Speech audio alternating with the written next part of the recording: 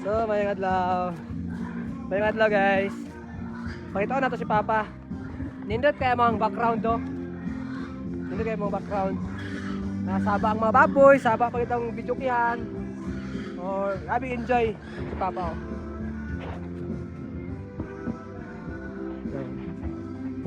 No, mo nang gwapo na mong amahan, no? Gwapo buutan, no? Para kita may mabuhat. Grabe atong swertihan eh. Nga dirita sa iyang pamilya. Nga napuyo. Asa man pa? Tambo? Tampo. Okay, tambo. Ah, wala na. Okay naman to pa kung kuan, kung amunggay lang. Din. Wala ta.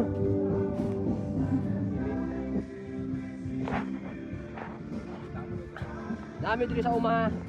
Kay nangita mig tambo o nya walay tambo. Paki-support ni guys ha sa among mga vlog. Basi makaloy-an day mi. Nga balo. Mo ni mga uma nila diri oh. Di pare narito. Pre. Dali lang balay. So bye. Kita lagi mig tambo.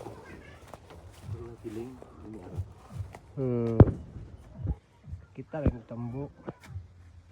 Sabi no, kita itambo.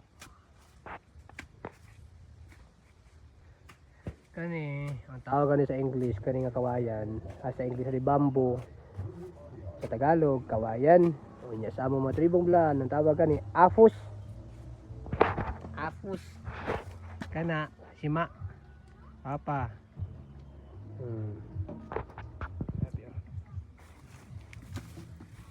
Gabi kabutan ni nga tatay niyo.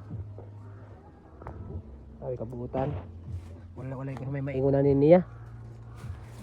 Ang ako maingunan gid ani niya. Salamat gid kay diri sa pamilya nila ko na adto.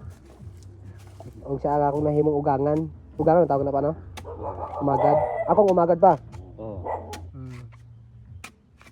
Grabe swertihan ako nga mo ni akong naging ugangan. Ambot siya kay kung swerte na sa kuha. Ayo. Swerte kayo. Swerteng dungula. Siya wala ibisyo.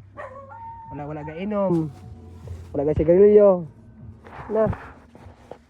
Ako, aloyan sa Ginoo, mao gyapon. Pero naka-testing na kog apple flavor. Katong ginaingon nila nga San Mig apple. Pero di na ako mag-usap.